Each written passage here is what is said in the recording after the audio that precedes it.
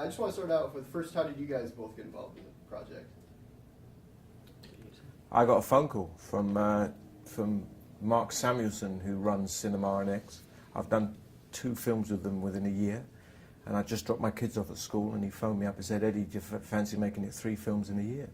So I said, okay, send me the script, and I had a look at it, and I thought it was a fantastic script, like nothing I'd read before, and I said, okay, I'll do it. That's it.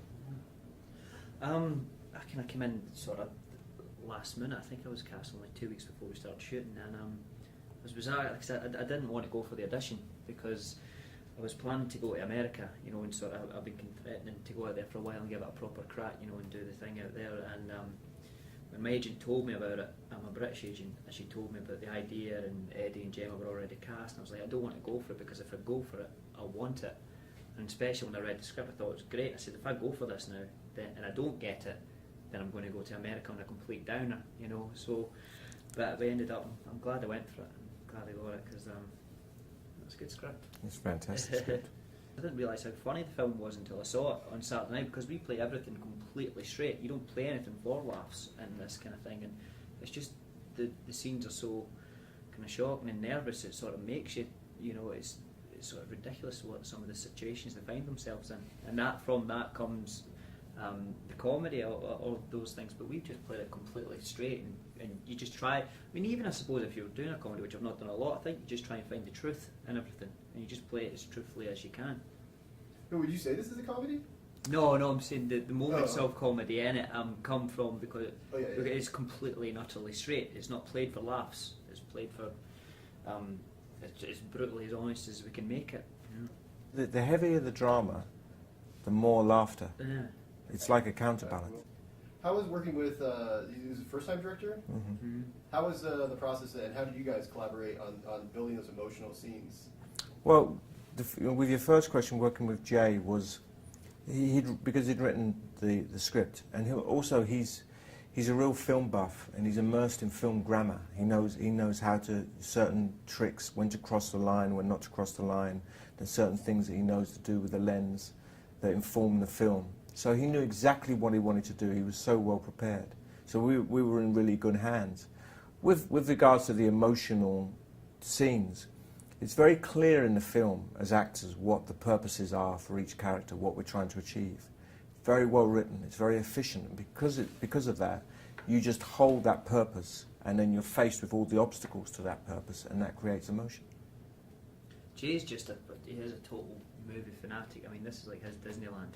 I mean, I think he saw a movie every day he's been here. You know, he actually just loves films, and it's great to work with somebody who he just really enjoyed being on set, and he enjoyed the entire process, and I think because he is first time, and he is young, but he's not as young and sort of thing. I think he's had, from being a writer, I think as we know as actors, there's a lot of rejection and stuff involved, and I think from that he's become very mature about his work, and he appreciates the fact that he's getting to make his first film, and he's just sort of very humble, and he's ridiculously calm for a first time director. But he's going to be big now. Yeah.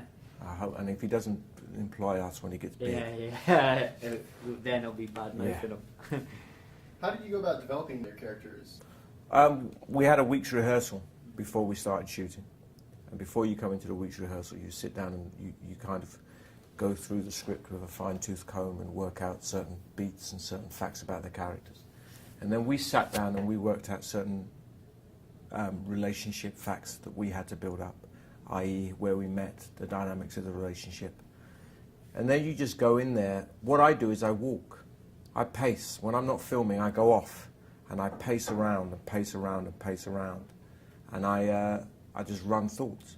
You were saying earlier about an actress telling you she does an inner monologue. I don't use words in my head, I use pictures. I use music a lot. I listen to music that my character would like to listen to. I get photographs of prisons and things, and I sit there and listen and watch, and I allow images and impressions to come into my mind, and they sit better for me. I hold them better when I'm in a scene than I do with words in my head. It's interesting. Music is a big music is a big thing. It can just help you get sort of in the mindset. And it was bizarre, that kind of thing. 'Cause I pace a lot, and I've never seen anybody doing it. And come on, Eddie does it a lot, and I was kind of like, Jesus Christ, I do the same thing as Eddie Marsan. You know, I was chuffed to bits. But no, it's a weird thing. Because then I didn't want to do it because I thought he's going to think I'm copying him. But no, you just sort of find different niches, and I think when you've got such a good script, that really helps because you're not straining and trying to make something out of nothing. You're trying to live up to what it is, and I mean, I was kind of lucky with it. The character's such an opportunist, and it's just a lot of fun to play. And so, I mean, a lot of the time I didn't need to kind of figure everything out because I don't think he had it figured out. So he just sort of went with it and kind of hope for the best. No sequential notes, no traces, no paint bumps. It's gonna work. Of course it is.